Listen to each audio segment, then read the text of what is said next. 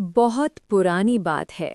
مشرق یعنی ایسٹ کی سرزمین پر ایک عظیم و شان سلطنت ہوا کرتی تھی جس کا نام شہر تابان تھا۔ وہاں کا بادشاہ سلطان ازفر اپنی طاقت، دولت اور فوج پر انتہائی مغرور تھا۔ اس کا محل اتنا اونچا تھا کہ کہا جاتا تھا کہ اس کے مینار بادلوں سے باتیں کرتے ہیں۔ محل کے در و دیوار سونے یعنی گولڈ اور ہیرے جواہرات سے جڑے ہوئے تھے۔ سلطان ازفر کا معمول تھا کہ وہ روزانہ اپنے دربار میں بیٹھتا جہاں ہزاروں لوگ اپنی فریادیں لے کر آتے، لیکن سلطان کی گردن ہمیشہ اکڑی رہتی۔ وہ سمجھتا تھا کہ یہ حکومت، یہ طاقت اور یہ زندگی ہمیشہ اس کے پاس رہے گی۔ اس کے وزیر اور مشیر ہر وقت اس کی خوشامد میں لگے رہتے۔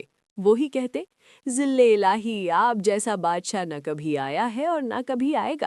ایک دن سلطان دربار میں بیٹھا تھا، سناٹا چھایا ہوا تھا کہ اچانک دربار کے بھاری دروازے کھلے اور ایک پھٹے پرانے کپڑوں میں ملبوس فقیر اندر داخل ہوا۔ پہرے داروں نے اسے روکنے کی کوشش کی، مگر اس کی آنکھوں میں ایسی چمک اور رعب تھا کہ تلواریں خود بخود جھک گئیں۔ فقیر سیدھا چلتا ہوا بادشاہ کے تخت کے قریب آ گیا۔ سلطان غصے سے لال پیلا ہو گیا۔ گستاخ فقیر، تیری یہ مجال! تو بنا اجازت شہنشاہ وقت کے سامنے کیسے آیا؟ سلطان نے گرج کر کہا۔ فقیر مسکرایا اور بولا، بادشاہ، کیسا بادشاہ؟ میں تو یہاں ایک سرائے ہوٹل کے مالک سے ملنے آیا ہوں۔ سلطان چیخا، بے وقوف، یہ شاہی محل ہے، کوئی مسافر خانہ نہیں۔ فقیر نے سکون سے پوچھا، سلطان، ذرا بتاؤ، تم سے پہلے اس تخت پر کون بیٹھتا تھا؟ سلطان نے کہا، میرے والد۔ فقیر نے پوچھا، اور ان سے پہلے؟ سلطان بولا، میرے دادا۔ فقیر نے پھر پوچھا، اور جب تم مر جاؤ گے تو کون بیٹھے گا؟ سلطان نے کہا، میرا بیٹا۔ فقیر نے زور سے قہقہا لگایا، تو جہاں لوگ آتے ہیں، کچھ دیر رہتے ہیں اور پھر چلے جاتے ہیں، اس جگہ کو مسافر خانہ نہیں تو اور کیا کہتے ہیں؟ سلطان لاجواب ہو گیا، مگر اس کا غصہ کم نہ ہوا۔ سلطان نے کہا، باتیں بنانا آسان ہے فقیر، اگر تو واقعی کوئی پہنچا ہوا بزرگ ہے تو مجھے کچھ ایسا دکھا جو میری دولت خرید نہ سکے۔ فقیر نے اپنی پرانی گدری بیگ میں ہاتھ ڈالا اور لکڑی کا ایک ٹوٹا ہوا پیالہ نکالا۔ اس میں پانی بھرا ہوا تھا۔ سلطان، اگر تو حقیقت دیکھنا چاہتا ہے تو اس پیالے میں اپنا چہرہ دیکھ۔ سلطان کو اپنی شان کی توہین لگی، لیکن تجسس کے مارے وہ تخت سے اترا۔ درباری سانس رو کے کھڑے تھے۔ سلطان نے اس پیالے میں جھانکا، پانی ٹھہرا ہوا تھا۔ جیسے ہی سلطان نے غور سے دیکھا، اسے پانی میں گھومتا ہوا بھنور نظر آیا۔ فقیر نے کہا، اپنا سارا وجود اس پانی کے حوالے کر دو۔ جیسے ہی سلطان کا ناک پانی سے ٹکرایا، ایک عجیب واقعہ ہوا۔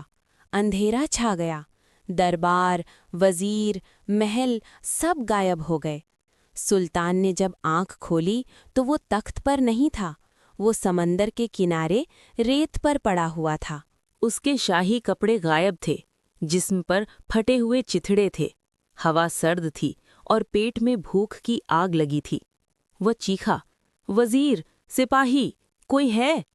لیکن وہاں صرف سمندر کی لہریں تھیں۔ سلطان، جو اب خود ایک فقیر لگ رہا تھا، اٹھا اور چلنا شروع کیا۔ چلتے چلتے وہ ایک انجان شہر میں پہنچا۔ وہاں اس نے لوگوں کو بتایا، میں سلطان ازفر ہوں، شہر تبان کا بادشاہ۔ لیکن لوگ اس پر ہنسے، بچوں نے اسے پتھر مارے، لوگوں نے کہا، پاگل ہے، خود کو بادشاہ کہتا ہے۔ سلطان ازفر نے دوبارہ بولنا چاہا، مگر اس کی آواز بھیڑ کے شور میں گم ہو گئی۔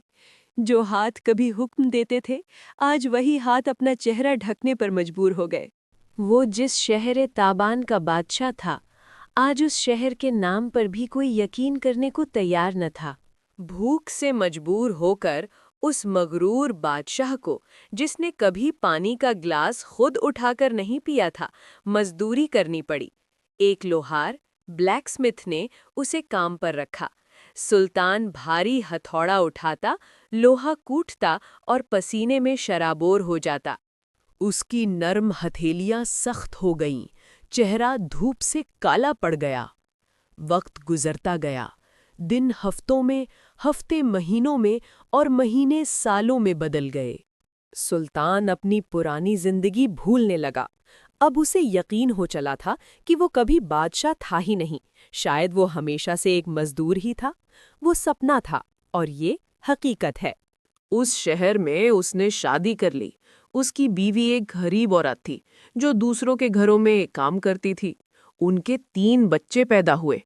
अब सुल्तान, जिसका नाम वहां के लोग कालू पुकारते थे, सुबह सवेरे उठता, लकड़ियां काटता, बाजार में बेचता और जो थोड़े पैसे मिलते उससे अपने बच्चों के लिए रूखी सूखी रोटी लाता। वो अपनी बीवी से मोहब्बत करने लगा था और बच्चों की मुस्कुराहट में उसे वो सुकून मिलता जो हीरे जवाहरात में नहीं मिला था। कई साल गुजर गए, तकरीबन 7 साल। सुल्तान अब बूढ़ा हो चुका था, कमर झुक गई थी, बाल सफ़ेद हो गए थे। एक दिन उस शहर में सैलाब यानी फ्लड आया। पानी का तेज बहाव सब कुछ बहा ले गया। सुल्तान ने देखा कि उसका छोटा सा झोंपड़ा पानी में बह रहा है। उसकी बीवी और बच्चे मदद के लिए पुकार रहे हैं।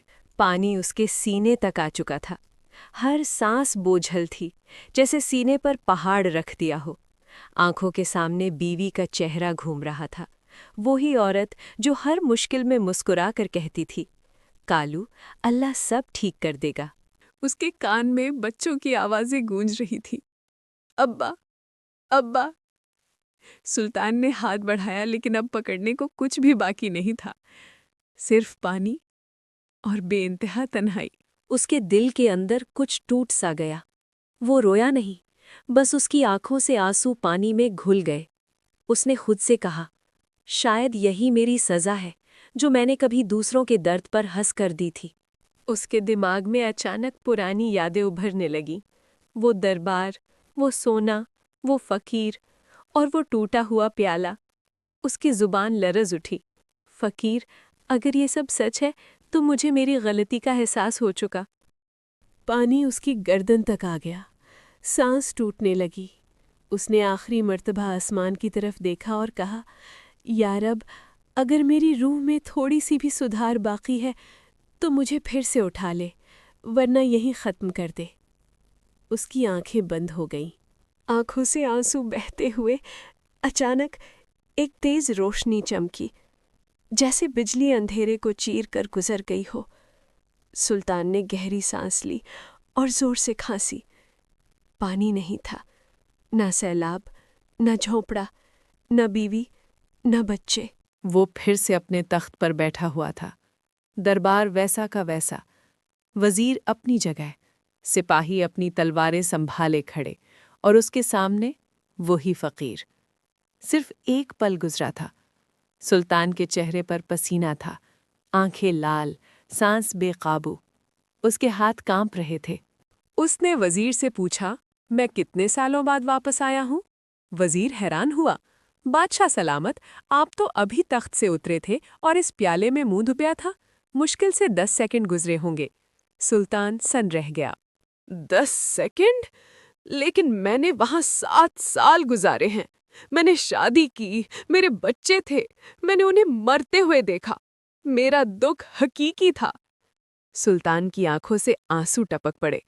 वो दर्द, वो मेहनत, वो भूख, सब कुछ इतना असली था कि वो अभी भी अपने बच्चों के लिए तड़प रहा था। फकीर ने कहा, बादशाह, ये 7 साल जो तुमने देखे, ये वक्त का धोखा था। अल्लाह के नज़दीक वक्त की कोई कैद नहीं, लेकिन इस चंद लम्हों के ख्वाब ने तुम्हें सिखा दिया कि तुम्हारी ये सल्तनत, ये ताकत सब कच्ची धागे से बंधी है। तुम्हारी असलियत सिर्फ वही थी जब तुम भूखे थे और मेहनत कर रहे थे। ये ताज और तख्त एक फरेब है जो किसी भी वक्त छीना जा सकता है। सुल्तान असफर अब वो मगरूर शख्स नहीं रहा था। वो तख्त से नीचे उतरा और फकीर के पैरों में गिर गया। اس دن کے بعد سلطان نے اپنی زندگی بدل دی۔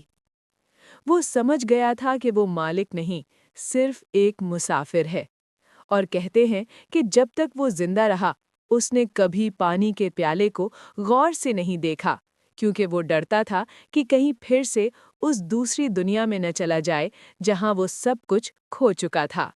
اس نے خزانے کے منہ غریبوں کے لیے کھول دیے۔ وہ بھیس بدل کر راتوں کو شہر میں گھومتا تاکہ دیکھ سکے کہ کوئی بھوکا تو نہیں سویا۔ اس نے ایک نیا قانون بنایا، کوئی بھوکا نہیں سوئے گا، اور جو بادشاہ اس قانون کو توڑے اسے پہلی سزا خود بادشاہ کو ملے گی۔ شہر تابان دھیرے دھیرے بدلنے لگا۔ لوگوں کے چہروں پر پہلی بار بادشاہ کا ڈر کم اور بھروسہ زیادہ تھا۔